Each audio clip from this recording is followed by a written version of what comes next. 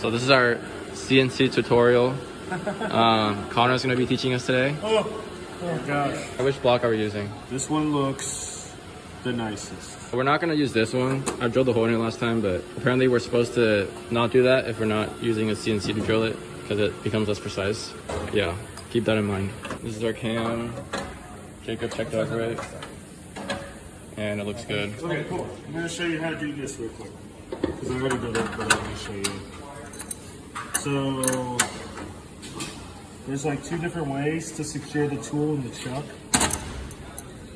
And so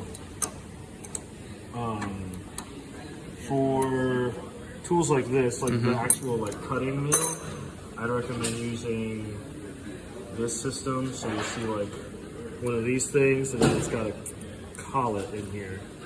So you can go over here, you can pick out the size collet that works. Because we're using this 3/8 one a lot, it's like the one that has the very thinnest rim, so like it doesn't fit in here. Oh really? Like 3/8 is the thinnest out of all these? Yeah, or you know the biggest, but yeah, okay, like the thinnest gotcha. one. So you can put it like this. So you can like, it's very easily amount of wiggle room there. Oh wait, isn't that a bit much? Is it? It's not supposed to be like super tight?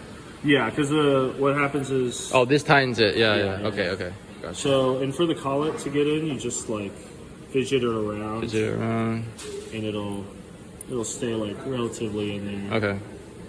Cool. Right over here. And then we'll keep most of this exposed because it's going to be going in theoretically just like 1 inch max. This should be... What's the flute length on this? 1 inch? This is 1 inch? Technically a little more than that. Yeah, so that's... Oh, okay. That's what we're banking on. So we're going to be cutting it close because the thickness of this, or our cut depth of this is going to be exactly 1 inch. So we have to make sure it's really precise. Make sure you leave enough. So it doesn't run into it. It would be more fine than we normally would be because it's facing the top. Yeah. But the way to check if you have enough sticking out is just to do this. So this is a preliminary. If this length isn't more than how deep you're going, then your actual tool holder is going to run into the part. You can also check the flute. On the lowest part that will... Wait, there's flute length, and then there's like that other dimension that's like a little more or less than it? It's just like the length that's sticking out. Oh, okay. So you see the flute's end before. Yeah. Oh, okay. So that was the first one. This one we're just measuring the flutes, like 1.1 inches.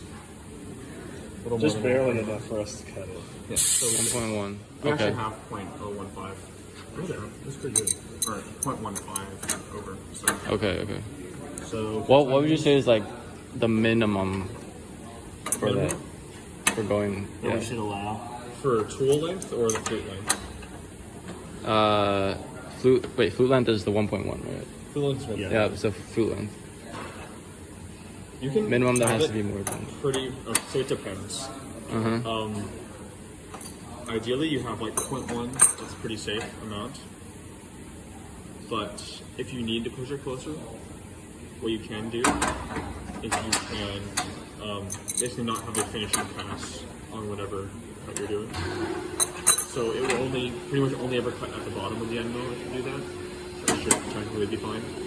Okay. So finishing pass, what it does is so for the normal cutting, you're just cutting with the bottom of the end mill, right, and that's the point around. So you're only ever using like the bottom, like if your step down is 0.1 inches. Yeah. You're only ever using the bottom 0.1 inch of the end mill. Like Yeah. But if you have a finishing pass, what it does is at the bottom, it'll take the whole end mill and run it into the wall and go around like that.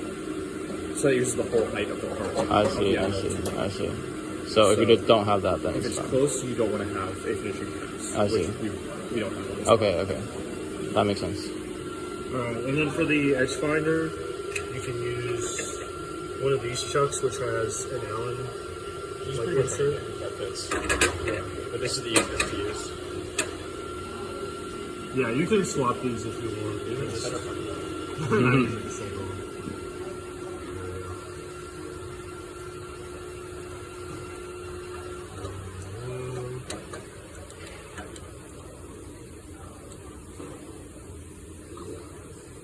Doesn't need to be super quick. No. Alright. So, I guess to start off,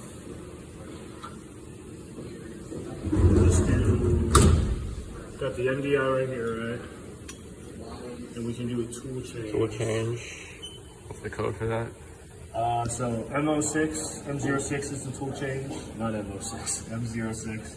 And then T, and then whatever tool you want. So I'm gonna assign the edge finder to tool 10. So we can type it in down here in input, and then you just click alter if you want to change it.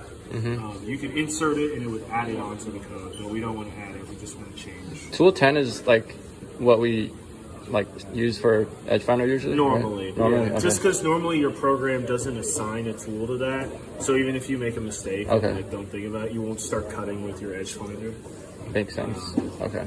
All right, cycle start. Oh, look, there's actually an edge finder in there already. Oh yeah. So we're good then, unless we want to use our own. Yeah. I mean, Boom. yeah. I guess we'll just swap them out so I can show how to change the tools. So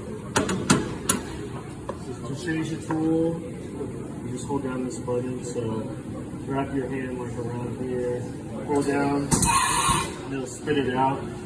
Just be careful if it's like a really heavy bit, like a 1-inch bit. It'll like You want to like push up when it's coming down. Yeah, exactly. Because I like one time I let it drop and I slammed. Oh, you slammed it? Oh shit. It really hurt. Damn. So, don't Yep, we don't want that. And then you put it back in. You just click the same button.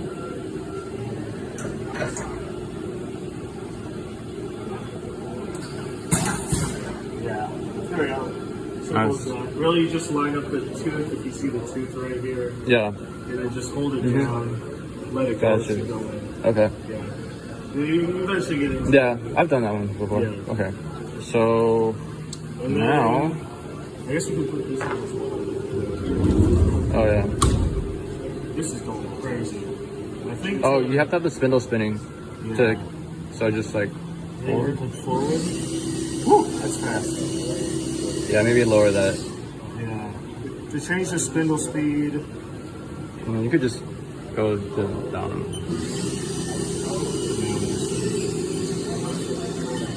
Yeah, that was like, what was it at? Like Those at 100%. Or like, what was the 100? What RPM is 100%? I don't know. What, we're at 30. Oh, so it's up like 4,000 RPM. Spindle speed, yeah, that was crazy. It's Yeah, 5 times okay. 798. So right now we're at 800 RPM. Yeah, I'm going to. Well, here's what M03 is. Yeah. M03, okay. If y'all know or have you know where the C block is, or like circular The Z block? it's like the whole, like, I have like a cylinder kind of, and you put it in the middle.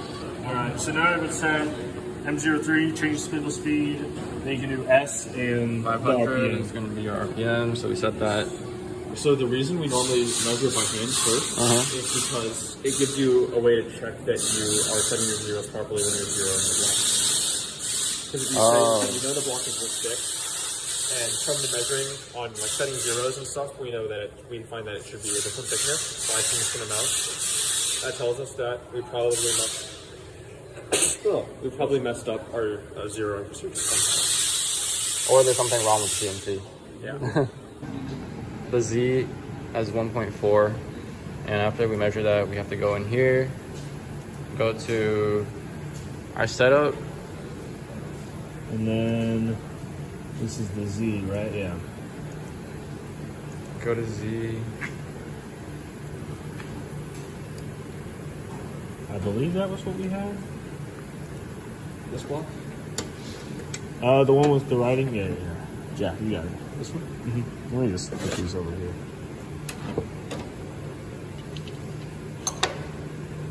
4,595. Okay. 1.4595? That's many decimals. Wait, so if we put it in the CNC and then measure it again, and then it shows something slightly off, then we have to update it again. It will be a little bit off just because the different measuring methods will have some deviation. If the difference underneath, like, if it's around the magnitude of like 20,000, 20 thousandths of an inch, that's fine. Okay. Probably. Okay. Right. That's probably about the precision of the calipers. We want to measure the X and Y real quick. Yeah, we'll just compare it on X and Y. So X. So we're not going to be lazy. Right now, that is the amount is going to be 1.328. 1.328 Yep. for Y. Yep. Okay. And then X. X is 2.6395. Click OK. And then all these need to be generated again. So you just go to this setup right here, the mama setup, Control G. Control G. Refreshes everything, make sure everything is updated. We have the right dimensions for the stock of the program now, so we can do that. Process. But let's select. We're gonna select just setup. No. Setup one. Setup one. That's what we'll be running. So post process. And you know what? Let's say this is going to be the program we're using. So we're going to give it a unique 4-digit number. We're going to remember 9889. So that we can look for it on the machine. Units in inches, right? Yeah. Okay.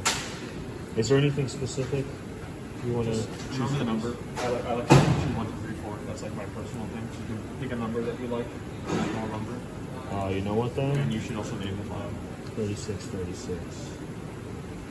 And then... Just don't start it with 0 or 9, because those are reserved numbers. Oh, really? Okay. What is it reserved for? So things starting in 0 are reserved for like startup stuff, and things starting at 9 are reserved for macros.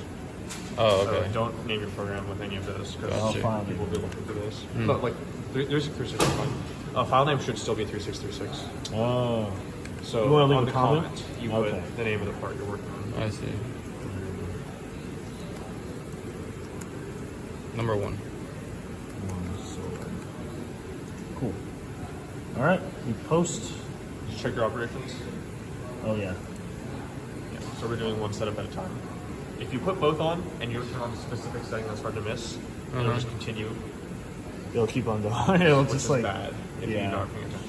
Because it'll It should just. It'll assume that you did. It'll assume that you just automatically flip the part over and then it'll start cutting. Yeah. Yeah, that's what happened to Andon's steering stop the first Oh, time really? I tried it. Oh, Yeah. no. I was there when it If happened. you're curious, there's something called op stop, optional stop. You have to turn that on the machine, and then it will pause there. The issue is you'll have to take the block out, probably mess with it, and then probably dump shows. Doesn't matter. So cancel? Just don't show again. Okay. Oh, okay. It'll probably pull it up in a text file. Yeah, that's what I was thinking. You That's don't what I need use on Visual that. Code Studio for this. Yeah. Okay. Cool. So now it's time to export this program. We got a little USB. All right, we're gonna read Jacob's National Merit Essay. Let's get started. Did you export it yet? I think it went to downloads. Okay, check downloads. Yeah. Okay. Did you approve the fan? Did you give a thumbs up for that? Good deal. And then USB is somewhere here. Oh, there it is. It should be able to connect it.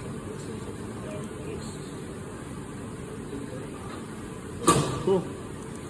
3636. Eject.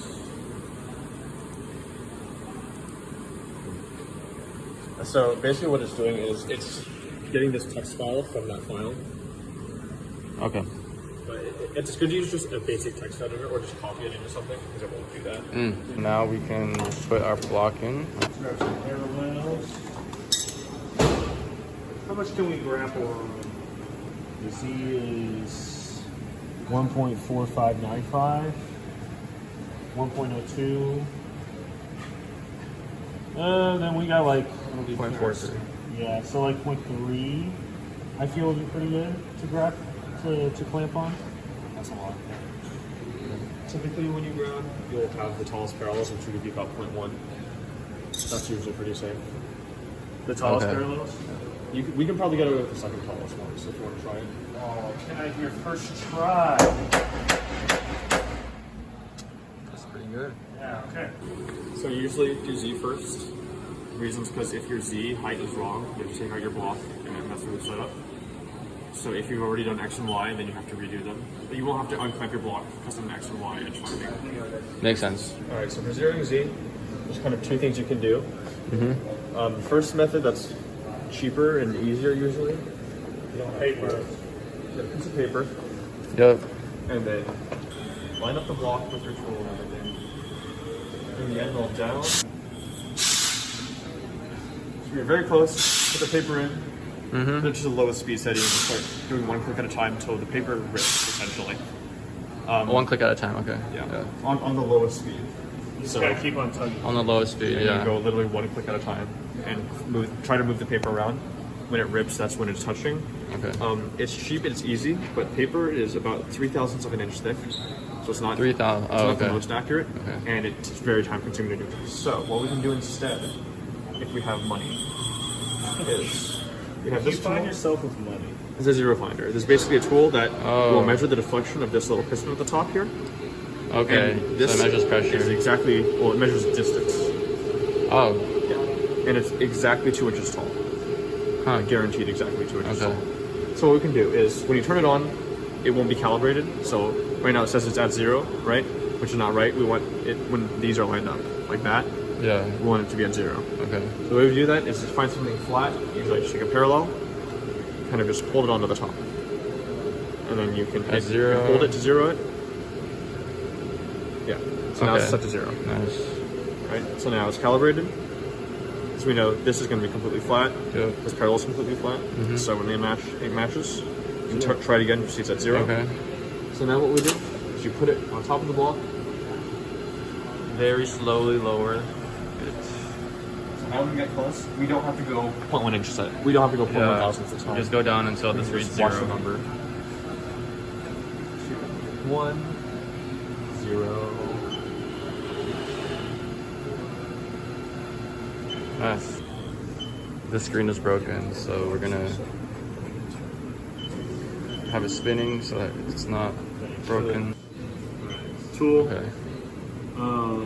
We're on tool 1, so that's good. And we're just gonna change the length geometry by clicking tool offset measure. So now that number changed. So now this will be, at least in the program, it'll be set as 0 for the Z. So for Z, we always use tool offset measurement, but for X and Y, we just use Yeah, because set part 0 set. Because we're changing for X and Y, we're changing there's like these coordinates right here, Yeah. the machine and operator.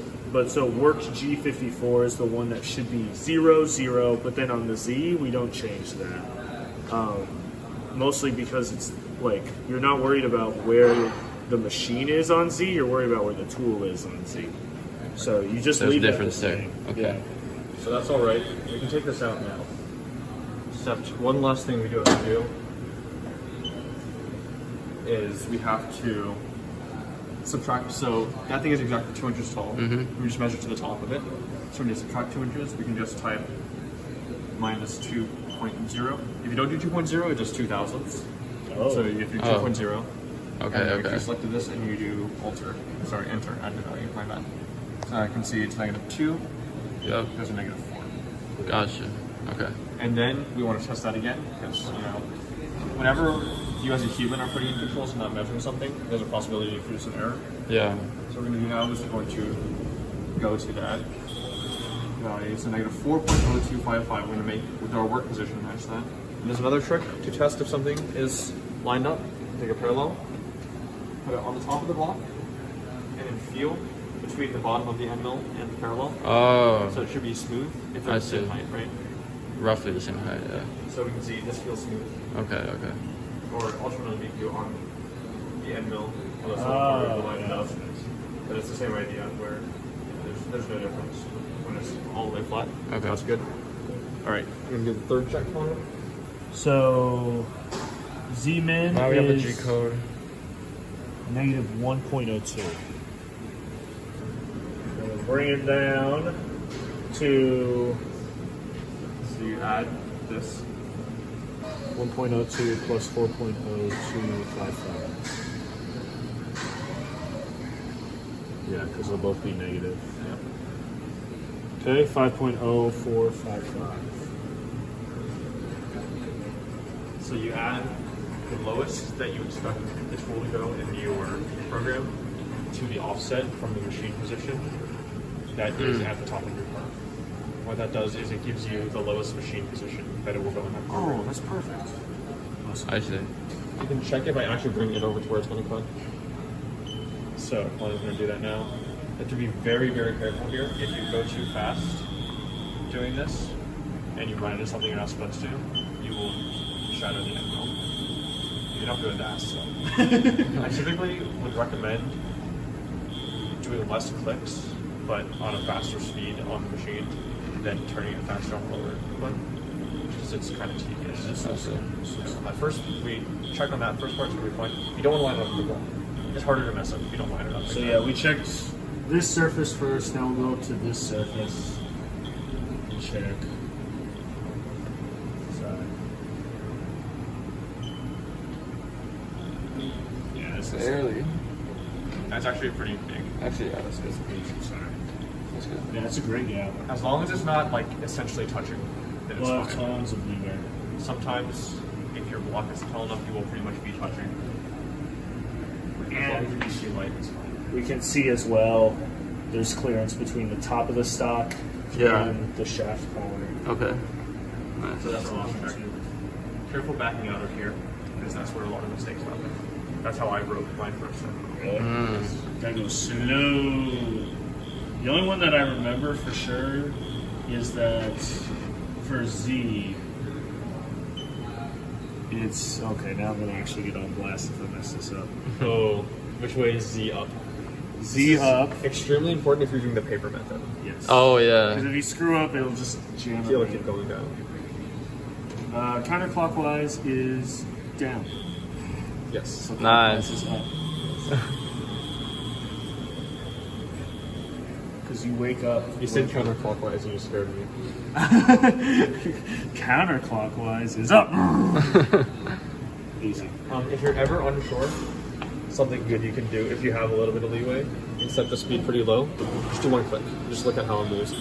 Also, another important navigation thing, if you're ever coming back after a bit, like if you haven't been actively moving with a hand jog, you come back to hand jog, you always want to hit your handle jog and then a speed and a direction both. You never know what it's saying. Oh yeah.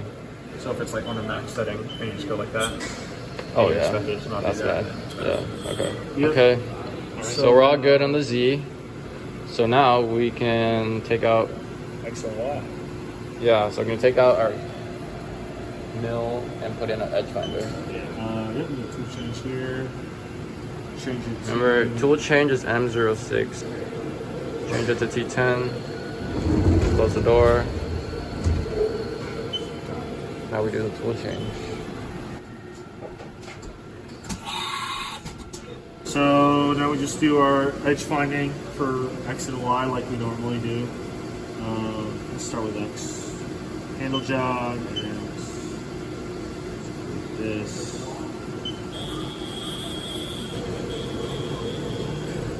And we're going to see where the edge finder breaks on this side.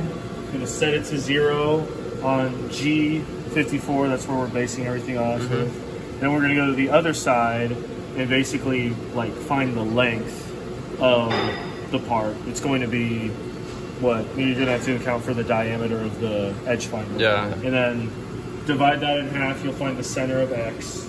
Same thing for the Y axis. So then you'll find the very center of the part because that's what we set for the origin. Yep. Yep.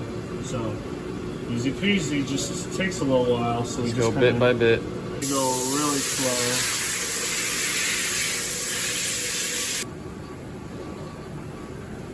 There we go. 2.8427. Yeah, so he did, I didn't record this part, but he got that left side, and then when you got to that left side, you go on here, you press offset, and then you go to work. You go to the work tab, and then you tab over to like G54. It'll show up using this, and then you press this one, part 0 set for X and Y. Yeah, G54, like here, there.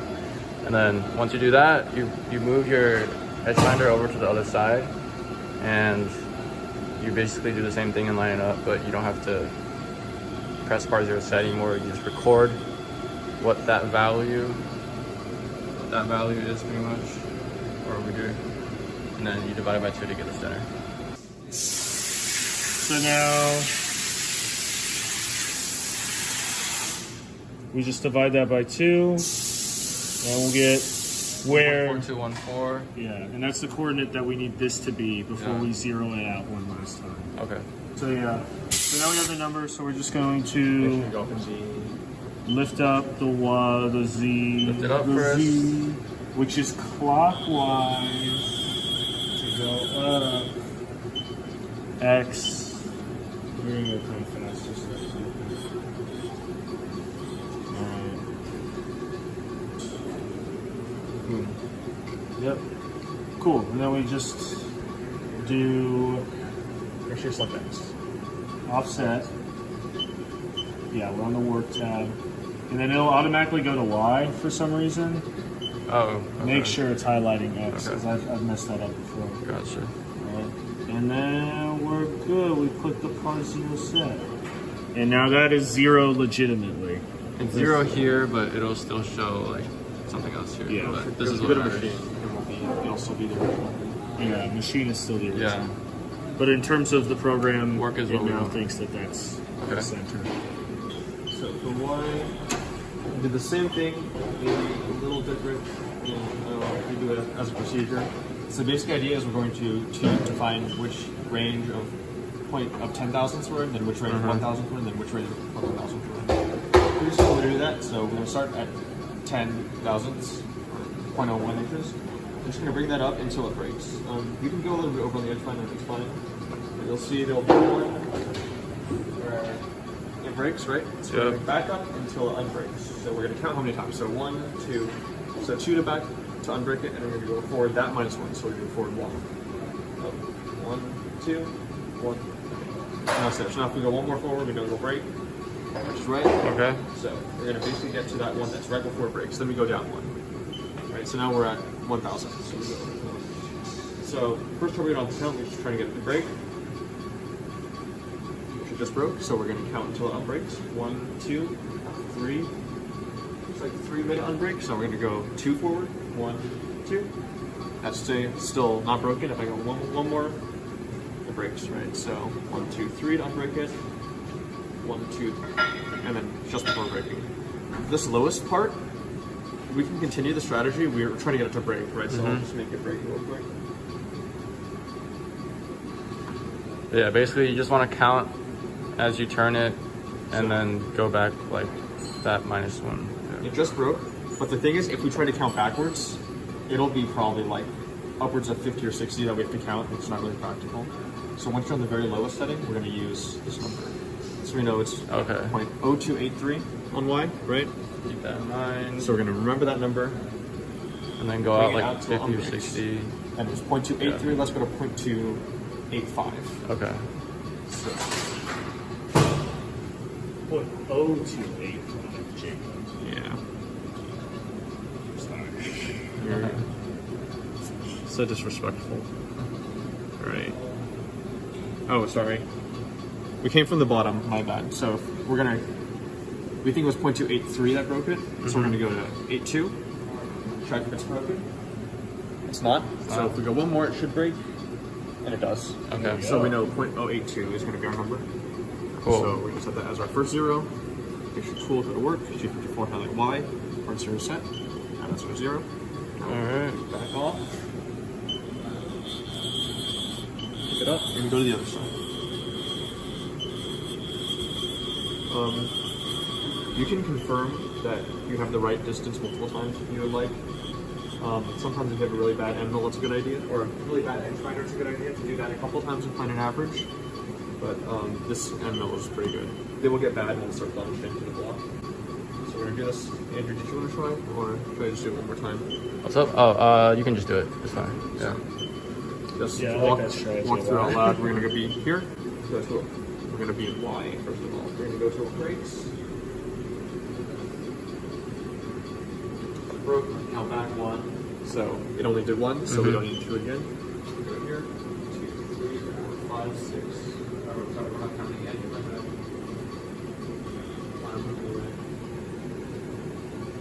So 1, 2, 3, 4, 5, 6. So we're gonna 5, 2, 3, 4, 5.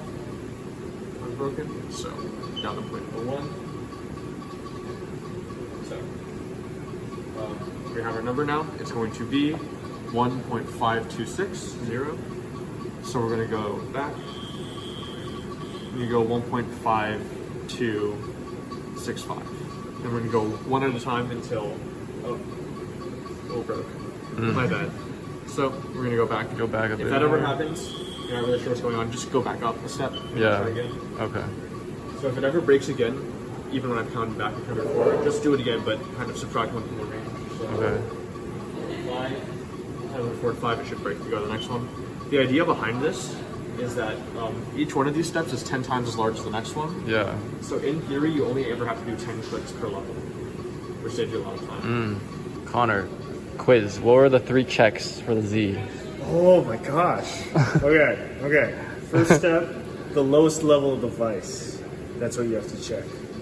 Then Okay. the second step is the highest level device. It's like the lip that holds onto the part.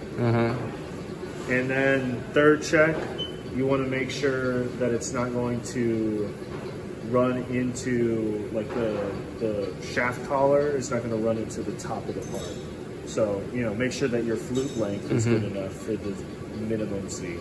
And bonus, make sure you're not going to hit the parallels, because I did that one time. So it's being a little inconsistent. I think around 260 is fine. Because we're good at 259, sometimes it breaks, sometimes it doesn't. So we'll just say 260. 260. Okay. It's a 10,000th of an inch, so it's not too scary if we're off by Yeah. a couple of them. Yeah, I think we're going to have to redo it, Jacob. What final measurement you got? 1.526. So 1.526 divided by 2, 0.76. Do you have to subtract No. something? No? You don't have to subtract it, because it's the same thing as we were doing on the mill. Oh, because we're going to the middle. Yes. But if we're not going to the middle, then. If we're not going to the mill, then yeah, we okay. got to take into account the diameter. Okay. We're going to go handle jog, and go to the Y. The controls and your program are going to have different coordinates for some reason. Really? On your program, positive X is to the right. On this control, positive X is to the left. I don't know why. But the direction you click doesn't really matter. Like, you can do this. And if you keep scrolling, it doesn't change direction. It's just that you have Y selected. It matters for jaw block. Oh, okay. 0.763. Yeah, that looks about right. So then, once again, go offset. Bring this. Offset. Work. G54. Highlight Y. Go to Y. Part 0 Part set. 0 set. And Now now 0, 0. 0. Put it into machine. I'm going to go from MBI. Gotta do the whole thing.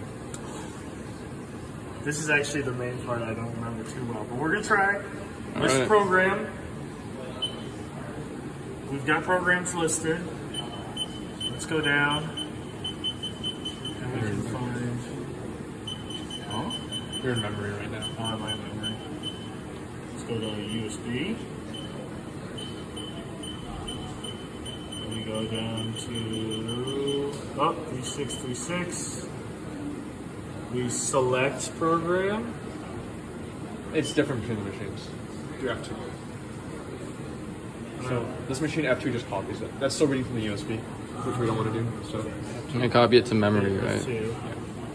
I'll pop the menu for you. Just go to memory. Enter. Which one? Just hit enter. Enter, because you want to copy. Yep. Cool. Now it should be memory, so if you go to the memory tab, it should show up there, right? Yeah.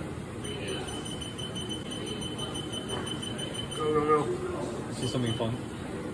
If you work on the machine long enough, you'll be able to do this. Wait, you'll do this. Whoa! Oh, like you vibrate your hand, so it like Or you just goes super fast. You've gotten the feel of the button. Yeah. You know the demo time of the button. Page up and down. You can go really fast. Oh, yeah. Bring to the top and bring to the end. Okay, So okay. You don't have to do that. That's just kind of for fun. Gotcha. A lot of beats. And then, Okay. now we go to MDI. Well, you haven't loaded it yet. Oh. So I gotta go back. I gotta go back to this program. And we're in memory now. Dang it. Did I miss it? Is this on that CNC document? Yeah. Oh, okay. So I now didn't go over that. select. And then, I got it. I just gotta look at every single button until one pops out to me. It's next to MDI. Coolant. Help. Help. Memory? Memory. Press memory. So we want to make sure the name matches what we think it matches. You can reference your computer again. Uh-huh. We want to make sure your tool is correct. 3/8 end mill. That's 3/8 of an inch. Yep. Zoom in. It matches what we said. Have you checked your coolant? Check the what? Coolant. No. Also, take the end mill out. Otherwise, we'll get soaked. Or I no, don't. not the end mill. Edgefinder. Ooh, it throws it. Oh. So the tool holders are kind of heavy.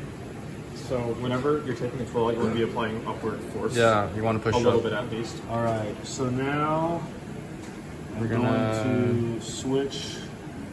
Let's go to MDI. And go blind. I'm doing it blind. I'm just that good. I'm like Daredevil over here. Can you do a tool switch while it's spinning? Yeah, it'll stop it. Oh, okay. Coolant. We click the coolant button. I closed the valve. Now Open the valve. Wait, so if it's vertical, then it's open? Yeah. Okay. In general, with valves, it'll be a T, and if the T is in line with the pipe, then it's open. That's pretty Okay. good. It's hitting, yeah. That's a cutting surface. It looks fine. Yeah. Nice. What's that third nozzle doing? The third nozzle's never really worked. So, before I even run it, so cycle starts to start it, and then throughout the program, I would kind of hover your finger around feed hold, and then have your other fingers or your other hand on the feed rate change. Immediately once the program starts, we're probably going to set rapid to 25%, We can do it right now. or do it right now. Because rapid is just like the in-between movements that it does before it cuts. But when it goes really fast, it's kind of scary. And if you didn't do your Z or your X or your Y right, it might like slam into the part. Oh, So okay. you want it to be going slow so you can catch it. But yeah.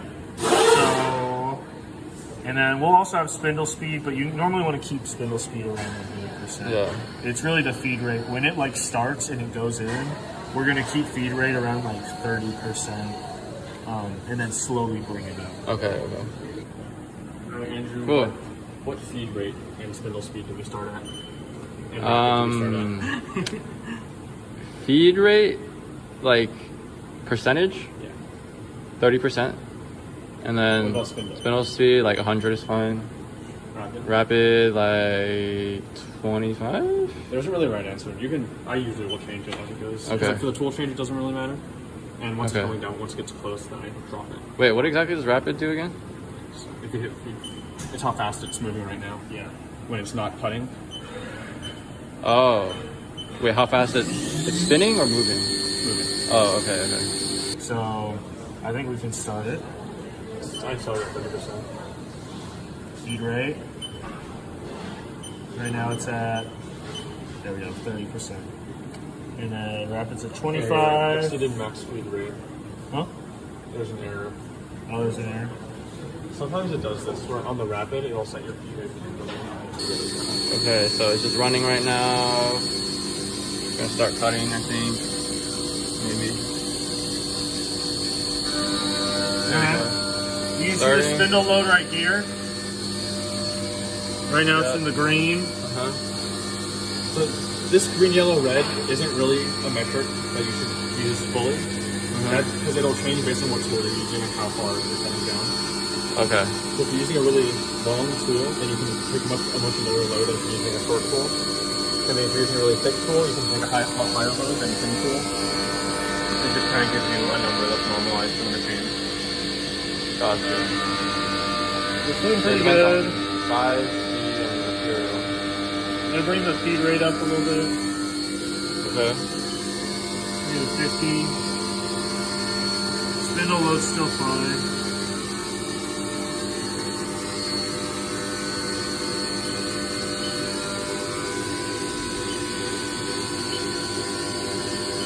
It's at 100 now. Still doing fine. I'm going to kind of hover my finger around, turning it down, just in case it does a new operation that makes it go crazy. That's Okay. Okay.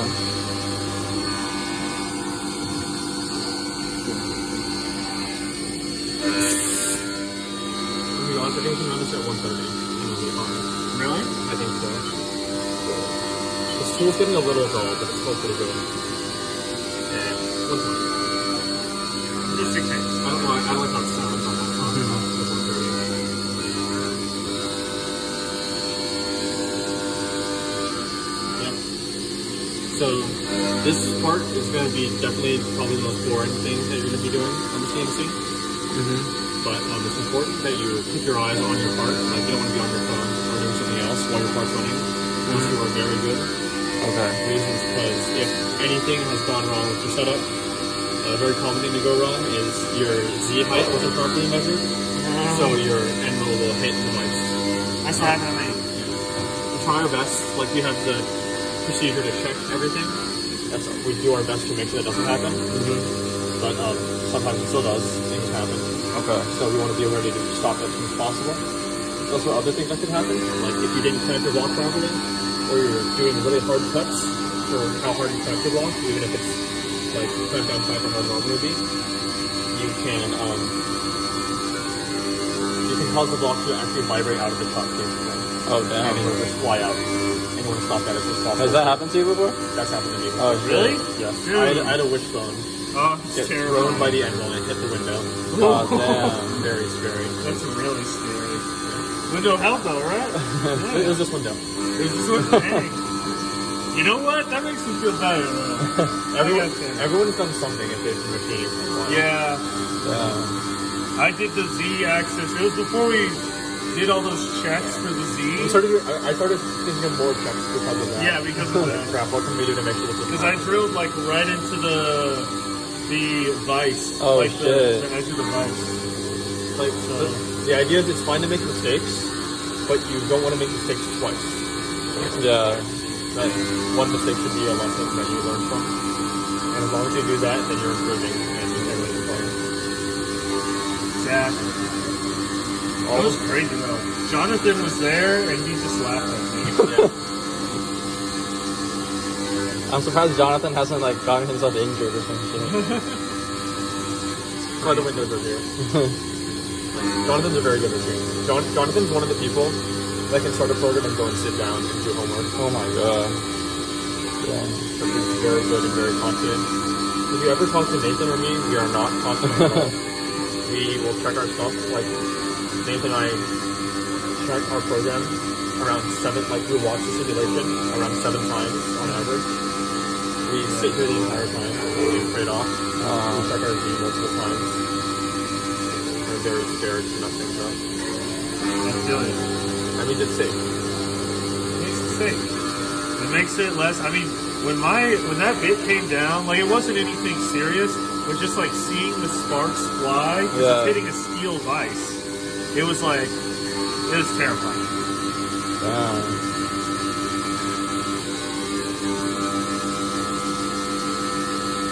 Yeah, 120 is running really well.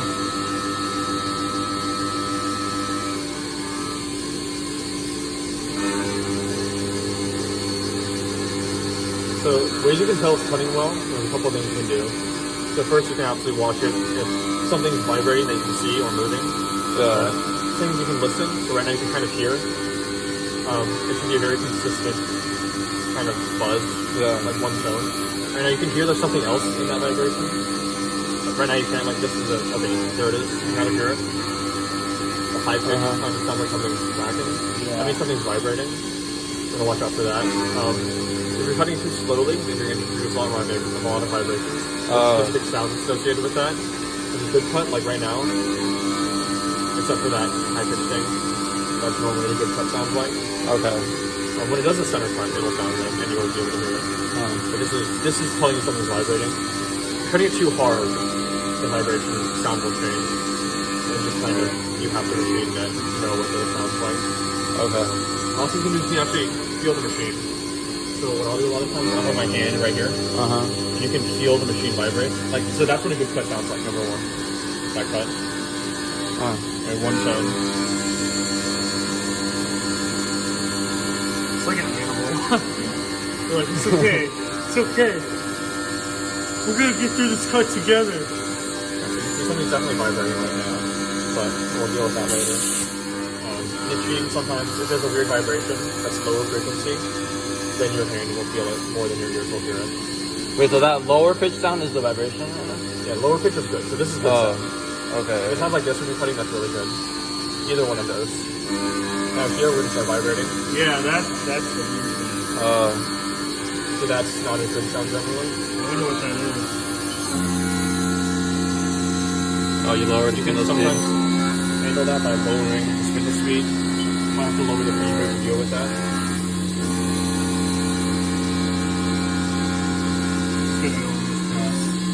So pretty close. You've done a good amount already. So you can see the vibration sound. It's not that bad. Okay. Is it not in the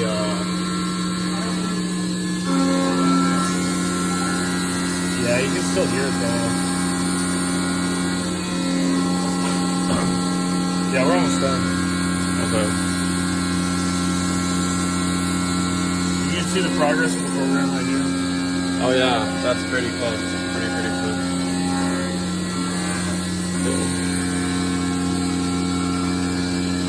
Yeah, really.